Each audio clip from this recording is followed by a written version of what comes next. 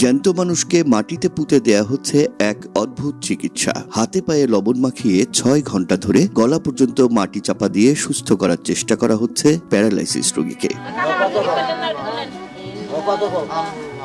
রোগীকে মাটিতে পুঁতে রেখে এমন অদ্ভুত চিকিৎসার ঘটনা ঘটেছে বগুড়ার সারিয়াকান্দি উপজেলায়। বাতাস না গেলে তো আমরা এই মাটির মধ্যে এক গলা গাঁথা করে পুঁতে তুই আবার বেশি বেশি ভাবতো গাছ করে উপজেলা সদর থেকে মাত্র ২ কিলোমিটার দূরে যমুনা তীরবর্তী গ্রামটির বাসিন্দারা দাবি করেন এমন চিকিৎসা এর আগেও করা হয়েছে এই এলাকায়।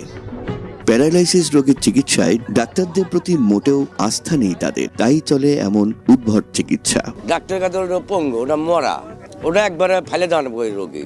ওই রোগীকে আর দিন ভরা বাঁচার পাবেন না। দিন কয়েক আগে হঠাৎ করেই বাম হাত পা অবশ হয়ে যায় সত্তর্ধ ভুলু মণ্ডলের।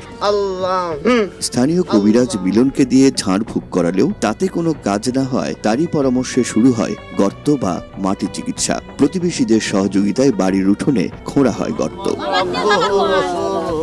সেই গর্তে ভুলু মণ্ডলকে শুয়ে ৫ কেজি লবণ দিয়ে মুখমণ্ডল বাদে পুরো শরীর মাটি চাপা দিয়ে রাখা হয় প্রায় ৬ ঘন্টা।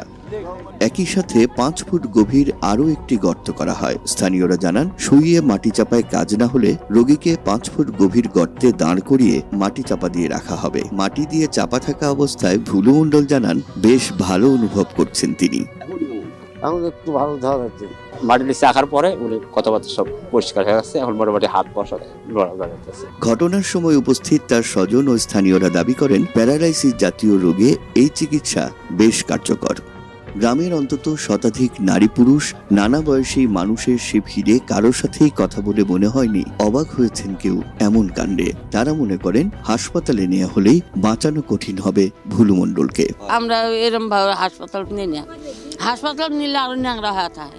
মিলন নামে একটা কবিরাজ আছে, ওই ছেলেটা এসে ঝাড়ার পরে ভালো হয়ে গেছে আমরা দেখলাম। এদিকে সাংবাদিকদের উপস্থিতি টের পেয়ে গা ঢাকা দেয় ভুলু মণ্ডলকে মাটিতে পুঁতে রাখা কথিত কবিরাজ মিলন। স্থানীয়রা জানান অটোরিকশা চালক মিলন নিয়মিত আশপাশের কয়েক গ্রামের প্যারালাইসিস রোগীদের এমন মাটি চিকিৎসা দিয়ে থাকেন। তবে পরবর্তীতে খোঁজ নিয়ে জানা যায় মাটি চিকিৎসায় কাজ না হয় শনিবার রাতে ভুলু মণ্ডলকে চিকিৎসার জন্য ঢাকা মেডিকেলে নিয়ে গেছেন তার সন্তানেরা। ২৫০ শয্যা বিশিষ্ট মোহাম্মদ আলী হাসপাতাল বগুড়ার আবাসিক মেডিকেল অফিসার ডাক্তার শফিক আমিন কাজল জানান কথিত এমন চিকিৎসায় রোগী সুস্থ হওয়া তো দূরের কথা, সময় ক্ষেপণের কারণে উল্টো রোগীর অবস্থা খারাপ হতে পারে আরো। আধুনিক এই যুগে এসেও মানুষের মাঝে এমন কুসংস্কার এবং ভ্রান্ত ধারণার পেছনে সুশিক্ষার অভাবকে দায়ী করছেন তিনি।